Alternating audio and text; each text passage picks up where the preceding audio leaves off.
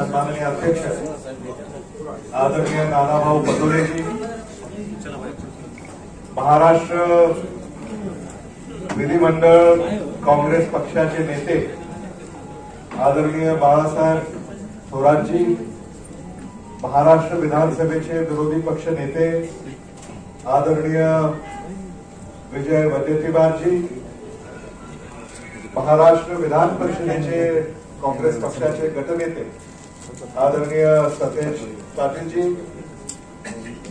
लातूरचे खासदार आदरणीय डॉक्टर शिवाजी काळगेजी, लातूर ग्रामीणचे आमदार नीरज देशमुख, माजी आमदार वजाहत मिर्जाजी, महाराष्ट्र प्रदेश काँग्रेस कमिटीचे संघटनात्मक महासचिव नाना गावंडेजी, महाराष्ट्र प्रदेश युवक काँग्रेसचे अध्यक्ष कुणाल राऊतजी, व्यासपीठावर उपस्थित असलेले माजी मंत्री अनिल पटेलजी, माजी आमदार गोपण्णरजी, जितेंद्र देहाडे, किरण जाधव, माजी आमदार मोगरेकरजी, श्रीशैल उडगे, अमर खानापुरे, उपस्थित काँग्रेसचे सारेच सन्माननीय नेते आणि आमचे सगळे सहकारी, आज महाराष्ट्रामध्ये आगामी काळामध्ये होऊ घातलेल्या महाराष्ट्र विधानसभेच्या निवडणुकीच्या पार्श्वभूमीवर अखिल भारतीय काँग्रेस कमिटी आणि महाराष्ट्र प्रदेश काँग्रेस कमिटी यांचा राज्यव्यापी दौरा सुरू होतोय आणि तो लातूरहून सुरू होतोय याचा मला मनस्वी आनंद आहे। आणि आज काँग्रेस पक्षाची सकाळी जाहीर सभा संपन्न झाली। मराठवाड्यातल्या नवनिर्वाचित खासदारांचा, नांदेडचे खासदार वसंतराव चव्हाण, जालन्याचे खासदार डॉक्टर कल्याण काळे आणि लातूरचे खासदार डॉक्टर शिवाजी काळगे यांचा भव्य सत्कार आदरणीय रमेश चेनिथलाजी, आदरणीय नानाभाऊ पटोलेजी, आदरणीय बाळासाहेब थोरातजी, आदरणीय विजय वडेट्टीवारजी, आदरणीय सतेज पाटीलजी, आदरणीय दिलीपराव देशमुख साहेब यांच्या उपस्थितीमध्ये या ठिकाणी संपन्न झाला। आणि महाराष्ट्र विधानसभेच्या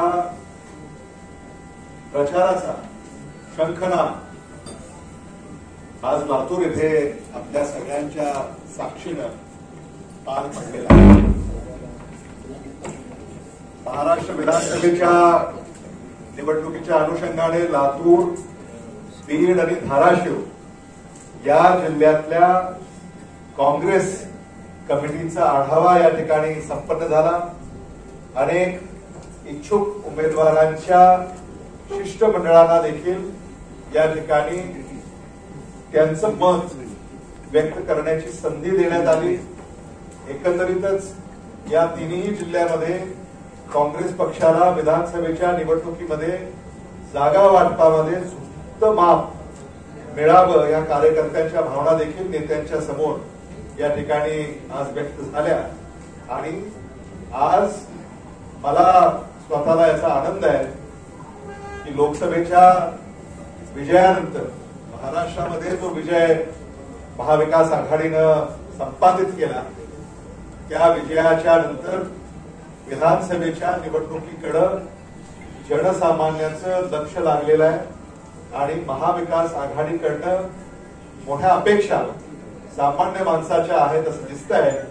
आणि या तिन्ही जिल्ह्यातून जी गर्दी आज नेत्यांना भेटायला आणि इच्छुकांनी विधानसभेच्या उमेदवारीसाठी आग्रही मागणी जी नोंदवली, यातनं मला स्वतःला असा विश्वास येतोय की या महाराष्ट्र विधानसभा निवडणुकीमध्ये महाविकास आघाडीनं आणि विशेषतः काँग्रेस पक्षानं आघाडी घेतली आहे हे मला मुद्दामून या ठिकाणी आपल्या पुढे मांडलं पाहिजे। ही पार्श्वभूमी आजच्या या दौऱ्याची आहे.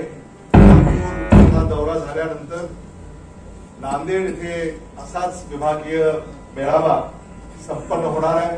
नांदेड, परभणी, हिंगोली या 3 जिल्ह्यांचा आढावा नांदेड इथे होईल आणि त्यानंतर छत्रपती संभाजीनगर येथे, छत्रपती संभाजीनगर आणि जालना या जिल्ह्यांचा आढावा होईल आणि त्यानंतर विदर्भामध्ये हा दौरा सुरू राहील आणि महाराष्ट्रभर हा गणेश चतुर्थीच्या अगोदर हा दौरा संपन्न करण्याचं आयोजन प्रांताध्यक्ष सन्माननीय नानाभाऊ पटोले यांनी केलेलं आहे आणि म्हणून त्यांच्यामध्ये आणि आपल्यामध्ये अधिक वेळ मी घेणार नाही.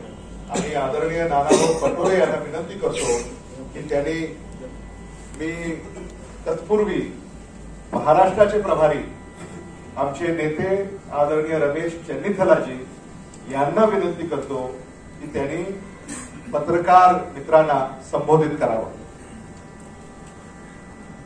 आदरणीय महाराष्ट्र प्रदेश कांग्रेस कमेटी के अध्यक्ष Nanababu Patel ji, CLP leader Bala Sahab Thorat ji, leader of opposition Vijay Wadettiwar ji, former minister Amit Deshmukh ji, Mandi Patil ji, Dheeraj Deshmukh ji, Nana Gawande ji, Mirza Bajaj Mishra ji, साथियों, आने वाले असेंबली के चुनाव को मद्देनजर देखते हुए प्रदेश कांग्रेस कमेटी के एग्जीक्यूटिव ने यह निर्णय लिया था, पीसीसी प्रेसिडेंट और सारे नेता लोग हर जिला कांग्रेस कमेटी और ब्लॉक कांग्रेस कमेटी के नेता लोगों से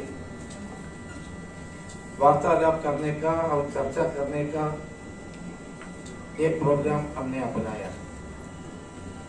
पूरे महाराष्ट्र के जिलों में 36 रेवेन्यू डिस्ट्रिक्ट्स में के पदाधिकारियों से और ब्लॉक कांग्रेस कमेटी के अध्यक्षों से हम लोग चुनाव के बारे में चर्चा करेंगे. आपको याद होगा पार्लियामेंट के चुनाव के पहले भी हमने 6 डिवीजन में ऐसे कार्यक्रम किया, लेकिन वो लोकसभा के चुनाव में इसलिए अच्छा कैंडिडेट को हमने नॉमिनेट किया था, तय किया था और कांग्रेस सबसे बड़ी पार्टी के रूप में महाराष्ट्र में 17 सीट्स में हम लोग कंटेस्ट किया, 14 सीट्स हम जीत गए. लेकिन ये अभी असेंबली के चुनाव और रीजनल लेवल से डिस्ट्रिक्ट लेवल तक जाके हमारे कार्यकर्ताओं को मिलना, उनका भावनाओं को समझना और हमारे टिकटों के बारे में डिसाइड करना जरूरी. इसलिए प्रदेश कांग्रेस कमेटी के कार्यकारिणी समिति ने यह निर्णय लिया था कि हम सारे नेता लोगों के साथ 36 रेवेन्यू डिस्ट्रिक्ट में जाएंगे, बात करेंगे. हमारा कार्यक्रम लातूर से शुरू होते हैं. लातूर कांग्रेस के लिए बहुत बढ़िया जगह है. विलासराव देशमुख जी के नेतृत्व में इधर कांग्रेस शासन बनाए रखे, इधर से हमारा दौरा शुरू होते हैं. अमित भाई ने आपको बताया नांदेड़, इसके बाद औरंगाबाद, इसके बाद हम बुल्ढाना, मराठवाड़ा के बाद हम लोग अमरावती, बुल्ढाना अमरावती फर्स्ट राउंड पे हम लोग जाएंगे. इसके बाद हर रेवेन्यू डिस्ट्रिक्ट में जाने का और कार्यकर्ताओं को, पदाधिकारियों को मिलने का और उनके जो भी समस्या रहे वो हल करने का तय किया. कांग्रेस पार्टी महाराष्ट्र में पूर्ण यूनिटी के साथ काम कर रही है. पार्टी में कोई मतभेद नहीं है. पहले आप जानते हैं कि हम किसी तरह के मतभेद नहीं है. सब एक मन से, एक शरीर के रूप में कांग्रेस पार्टी महाराष्ट्र में काम कर रहे हैं। हम लोग बैठते हैं और बात करते हैं, जो भी समस्या आते हैं वो उसमें पूरी तरह चर्चा के द्वारा आगे जाने का निर्णय की। आप लोग जानते हैं कि आज की जो मौजूदा सरकार है वो सरकार के खिलाफ महाराष्ट्र का जनता सोच रहे हैं। पार्लियामेंट के चुनाव में हम लोग अब देखें, पार्लियामेंट के चुनाव में महाविकास आघाड़ी को जनता ने पूरा समर्थन दिया। हम लोगों को विश्वास है आने वाले जो असेंबली के में भी महाविकास आघाड़ी को पूरा बहुमत महाराष्ट्र की जनता देगा, क्योंकि इधर जो भी समस्या है, आम लोग जो समस्या को सामना करते हैं उसके हल करने के लिए सरकार ने कोई कदम नहीं उठाया। सोयाबीन किसानों के बारे में, कॉटन किसानों के बारे में जो भी वादा दिया था कोई नहीं पूरा किया और कीमतें बढ़ते जा रहे हैं। बढ़ते हुए कीमतों को काबू पाने के लिए कोई काम नहीं है और अनएम्प्लॉयमेंट इतना ज्यादा बढ़ते जा रहे हैं, सरकार के द्वारा इसको मिटाने का कोई कदम नहीं है। और भ्रष्टाचार इतना ज्यादा है, सबसे ज्यादा भ्रष्टाचार आज महाराष्ट्र में हो रहे, 50% कमीशन हर वक्त में होते जा रहे और कोई प्रगति के रास्ते में महाराष्ट्र को लेकर जाने का कोई काम नहीं है। कोई भी बड़े बड़े प्रोजेक्ट आते हो तो गुजरात में जाते हैं, महाराष्ट्र को उपेक्षित होते जा रहे हैं। लेकिन मौजूदा जो सरकार है, उस सरकार के द्वारा ये इन कार्यक्रमों को मिलने का कोई कोशिश नहीं हो रही। ये सरकार प्रजातंत्र से नहीं बना है, ये सरकार तोड़ फोड़ की सरकार है। सो भ्रष्टाचार के रास्ता से जो बनाई हुए सरकार के खिलाफ लोग सोच रहे।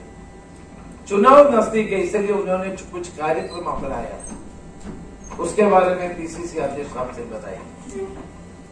जो भी कार्यक्रम वो सरकार के द्वारा करना चाहते हैं वो चुनाव के लिए, वो जानते हैं कि एक महीने के बाद सरकार नहीं तो 2 महीने के बाद सरकार बदलेगा, इसलिए उन्होंने बड़े बड़े वायदा दे रहे हैं। लेकिन महाराष्ट्र का जनता इसके बारे में समझते हैं। अभी 2 साल सरकार थे, 2 साल हो गया और 2 साल में कोई जनता के लिए कोई कार्यक्रम नहीं दिया। इलेक्ट्रिसिटी का रेट बढ़ाते जा रहे, इलेक्ट्रिसिटी किसानों को और बाकी लोगों के लिए बहुत भार है। किसानों की समस्या में कोई हल नहीं हो रहे, किसानों के ऋण माफ करने के लिए कोई कदम नहीं हो रहा है।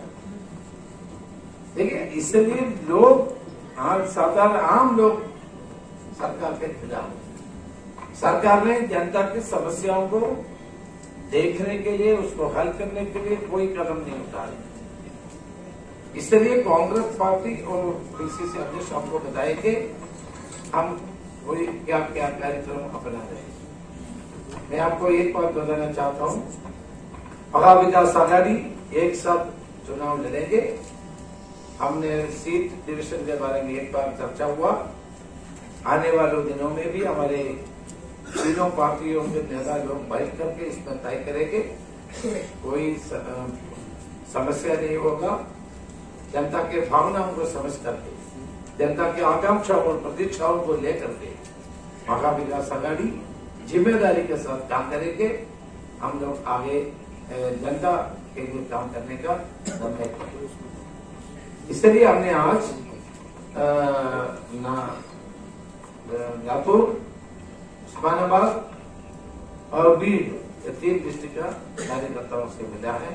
उन्हें बड़ा उत्साह है, उनके मन में जो भावना, वो भावना प्रोत्साहन जनक है और हम लोगों को बड़ा खुशी की बात है कि लोग एक साथ मैदान में उतर रहे हैं। हमारे सारे नेता और कार्यकर्ता एक होकर सारे मतभेदों को दूर करके एक साथ मैदान में उतरने का निर्णय किया।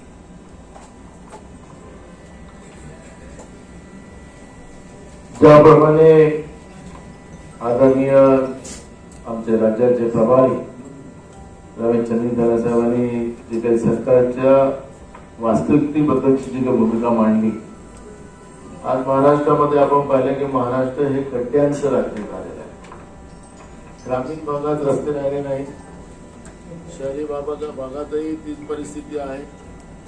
आणि या सगळ्या परिस्थितीला आपण पाहिलं की एकीकडे विकासाचा गाजावाजा करणारं महाराष्ट्राचं सरकार विकासाच्या नावाने राज्याच्या जनतेवर 10 लाख कोटीचं कर्ज करून ठेवलेलं आहे।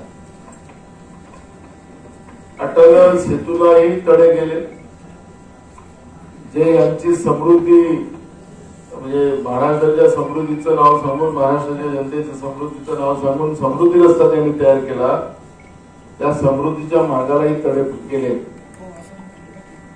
अनेक असंख्य लोकांचा मृत्यू त्या रस्त्यावर झाला। अनेकदा आम्ही त्याची सूचना देऊनही सरकार ऐकायला नाही, कारण की हे भ्रष्टाचारामध्ये मग्न असलेलं सरकार, एकनाथ शिंदे आणि फडणवीसांचं सरकार आणि अजित पवारांचं सरकार आपण महाराष्ट्रात पाहतोय।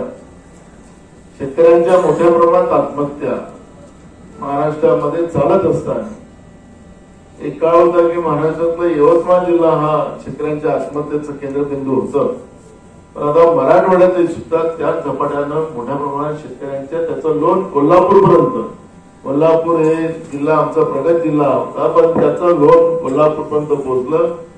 केंद्र सरकारच्या धोरणाचं चुकीचे धोरण, शेतकऱ्यांच्या विरोधातलं धोरणे, राज्यातलं सरकारचं शेतकरी विरोधी धोरण, या सगळ्या धोरणाच्या विरोधात अन्नदाता आत्महत्या करताना महाराष्ट्रामध्ये आपण पाहतोय। बेरोजगारांचे काय हालत आहे तेही आपण पाहतोय। आम्ही सांगितलं की पावसाळ्याच्या काळामध्ये पोलीस भरती आपण करू नका। आज आपण राज्यामध्ये अनेक भागामध्ये पोलीस भरती चाललेली आहे। आमच्या लाडक्या बहिणी, आमच्या लाडक्या मुली त्या पोलीस भरतीमध्ये सहभागी झालेल्या आहेत। काय त्या लाडक्या बहिणींची, त्या लाडक्या मुलींची अवस्था आहे आपण मीडियामध्ये बघतोय, आपणही पेपरमध्ये पाहतोय की त्यांना राहायला जागा नाही, कुठे व्यवस्था नाही, कुठे बस स्टँडवर आमच्या त्या मुली झोपतात आहेत, आमचं कुठे रेल्वे स्टेशनवर झोपतात, फुटपाथवर झोपतात आहेत, अशी परिस्थिती आहे। एकीकडे लाडल्या बहिणीची काळजी सांगायची आणि मताच्यासाठी आज राज्याचे उपमुख्यमंत्री अजित पवारांनी सांगितलं की तुम्ही बटन आम्हाला दाबले नाही तर ही योजना बंद केली जाईल। म्हणजे या सरकारची लाडकी बहीण फक्त मतासाठी आहे हे त्यांच्या तोंडातून आता बाहेर आलेलं आहे। यातच त्यांचं वक्तव्य पुढे येत आहे। त्यामुळे मला असं वाटतं की या सगळ्या व्यवस्थेच्या बाबत शेतकऱ्यांच्या आत्महत्याचा तर करच झाला। ज्या जिल्ह्यामध्ये कृषी मंत्री राहतात त्या बीड जिल्ह्याच्या बाजूच्या बीड जिल्ह्यामध्ये, त्या एकट्या बीड जिल्ह्यामध्ये 886 शेतकऱ्यांनी आत्महत्या केली आणि त्यांच्या मंत्रिमंडळात कृषी मंत्री झाले तेव्हापासून शेतकऱ्यांच्या आत्महत्या वाढली। हा योगायोग आहे की त्या कृषी मंत्र्यांच्या धोरणाच्या विरोधात शेतकऱ्यांच्या आत्महत्या आहे, हे त्या ठिकाणी संशोधनाचा भाग आहे। म्हणजे आम्ही त्याला या शेतकऱ्यांच्या आत्महत्येचं राजकारण आम्ही करत नाही, ते कोणालाही घोषणा होऊ शकत नाही। शिवाजी महाराजांचा महाराष्ट्र आहे, माझ्या शेतकऱ्यांच्या बाजूच्या भेटाला धक्का लागला तरी हातकलम करेल, हे शेतकऱ्यांबद्दलची आस्था ही छत्रपती शिवाजी महाराजांची होती आणि महाराष्ट्रामध्ये शेतकरी मोठ्या प्रमाणात आत्महत्या करतात। शेतकऱ्यांच्या बद्दल सरकारला बोलायला सुद्धा तयार नाही। परवा हायकोर्टाने एक निर्णय दिला, आपल्या वाचनात गेला असेल तर ते गेला नाही, कारण की आता तर सरकारच्या विरोधात बातम्या टाकायच्या नाही असं काही ठिकाणी आता चर्चा सुरू झालेली आहे। परवा हायकोर्टाने एक निर्णय दिला की शेतकऱ्यांचं जे नुकसान झालं त्याला द्यायला पैसे तुम्हाला नाही आणि जाहिराती द्यायला 270 कोटीच्या 1000 कोटीच्या जाहिराती तुम्ही देतात आहेत, खिरापत वाढत आहे, असं वाक्य हे मी खिरापताचं वाक्य मी नाही बोलत आहे, हे माननीय हायकोर्टाने परवा सांगितलंय। तरी हे सरकार माननीय हायकोर्टाला सुद्धा ऐकायला तयार नाही, अशी परिस्थिती आहे। आणि म्हणून असं निर्धारलेलं सरकार, भ्रष्टाचारी सरकार 50% सरकार, जसं कर्नाटकातलं 40% सरकार होतं, तसं महाराष्ट्रातलं 50% सरकार, जाती जातीमध्ये भांडण लावून राजकारण करणारं सरकार, हे महायुतीचं भाजप प्रणित सरकार, एकनाथ शिंदेचं सरकार, हे सत्तेतून बाहेर घालवणं हेच जनतेचा कौल आहे. मगाशी सांगत होतो की 185च्या वर महाविकास आघाडीची जागा येतील अशा पद्धतीचे सर्वे यायला लागलेत. ते आकडे वाढू शकतात, कमी नाही होणार, ते 100च्या आतमध्ये राहतील. इतका प्रचंड चीड, प्रचंड राग या भाजप महायुतीच्या सरकारच्या मध्ये जनतेमध्ये आहे. आणि महाविकास आघाडी महाराष्ट्राच्या रक्षणासाठी, महाविकास आघाडी महाराष्ट्राच्या स्वाभिमानासाठी, याच्यासाठी हे वाक्य जाणीवपूर्वक बोलतो की महाराष्ट्रातले सगळे उद्धव गुजरातच्या जे 2 राज्यकर्ते बसलेले आहेत त्यांच्या इशाऱ्यावर गुजरात राज्याने हे सरकार करण्याचं काम हे लोक करतात. आणि यांनी तर बोलून दाखवलं. जेव्हा एकनाथ शिंदे राज्याचे मुख्यमंत्री झाले आणि छत्रपती संभाजीनगरला आले, त्या ठिकाणी ते म्हणाले की आमच्या हातात ते आहे, आम्ही त्यांच्या हाताखाली आम्ही आहोत. म्हणजे त्या छत्रपती शिवाजी महाराजांच्या महाराष्ट्रातला राज्यातला मुख्यमंत्री या गुजरातच्या आकांच्या याच्यावर त्यांची महाराष्ट्राच्या जनतेला वाऱ्यावर सोडून सत्ता भोगायची नियत असेल ती त्यातून स्पष्ट होते. त्यामुळे या सरकारचं सत्तेतून उच्चाटन करणं आणि महाराष्ट्राला छत्रपती शिवाजी महाराजांचा वारसा असलेल्या या महाराष्ट्राला छत्रपती शिवाजी महाराजांच्या आणि शाहू फुले आंबेडकरांच्या विचाराचा महाराष्ट्र निर्माण करणं हा काँग्रेसचा उद्देश आहे, महाविकास आघाडीचा उद्देश आहे. आणि त्या पद्धतीनं आम्ही कामाला लागलेलो. या ठिकाणी आज आपण पाहिलं असेल की प्रत्येक विधानसभेमध्ये एक अर्ज नाही, असंख्य अर्ज उमेदवारांचं त्या ठिकाणी आमच्याकडे पक्षाकडे आलेले आहे. प्रत्येक जागा जिंकण्याची हमी आम्हाला त्या भागातले कार्यकर्ते देतात आहे. मग बीडमध्ये असो, धाराशिवमध्ये असो किंवा आमच्या लातूरमध्ये असो, या सगळ्या ठिकाणी आज आम्ही सगळ्या कार्यकर्त्यांशी पदाधिकाऱ्यांशी चर्चा करत असताना आम्हाला ते अनुभवलंय. एक मोठा उत्सव, आनंद आणि भाजपला आणि भाजप प्रणित सरकारला, एकनाथ शिंदेच्या सरकारला आम्ही सत्तेतून बाहेर काढण्याची हिंमत आमच्या सगळ्या कार्यकर्त्यांमध्ये पाहायला मिळाली. आणि म्हणून आमचे प्रभारी रमेशचंद्र धलक साहेबांनी त्याचा आनंद व्यक्त केलेला आहे. आपण प्रश्न विचारू शकतो. उमेदवारांना उमेदवारी मागण्याचा अधिकार आहे. पक्षाचा कार्यकर्ता म्हणून त्यांना उमेदवारी मागण्याचा अधिकार आहे. काँग्रेसने ठरवलेलं आहे की जे सर्वेमध्ये नाव येईल, जनतेतून ज्याचं नाव येईल त्याला तिकीट देण्याचा निर्णय केलेला आहे. आम्ही जातीला धर्माला आधारित तिकीटा देणार नाही.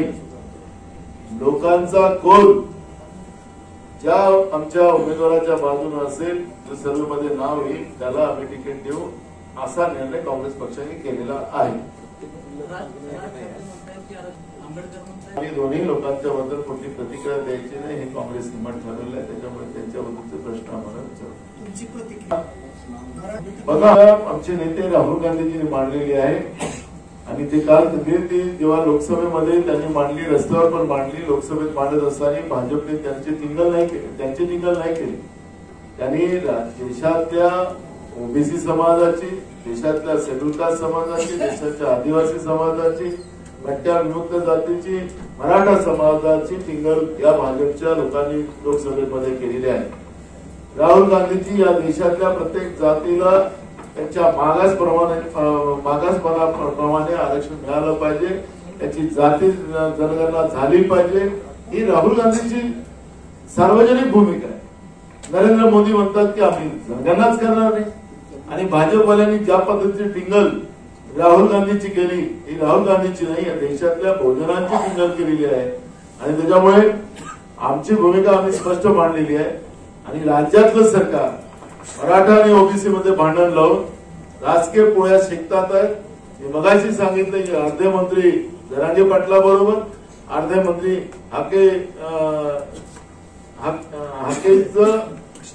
लक्ष्मण हाकेंच्या बरोबर असं हे मंत्रिमंडळ वाटून या म्हणजे मंत्रिमंडळात दोन भाग होऊ शकतात.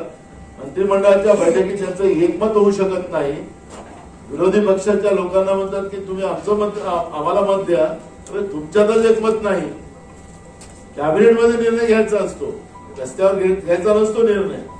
सरकारमध्ये तुमचा जो 5वी बहुमत आहे तुम्हाला कोणी थांबवलेलं आहे?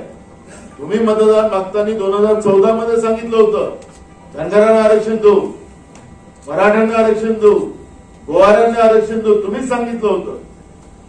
यांनी मागितलं नव्हतं, समाजाने मागितलं होतं, तुम्ही सांगितलं होतं. 10 वर्ष तुम्ही सत्तेत आहात, केंद्रात आणि राज्यात आहात, तुम्हाला कोणी थांबवलेलं आहे?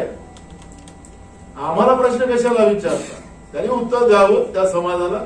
पण महाराष्ट्रामध्ये ओबीसी वर्सेस मराठा वाद करून आमच्या या महाराष्ट्राच्या एकात्मेला कोणी छेद लावण्याचा प्रयत्न करत असेल तर काँग्रेस हे सहन करणार.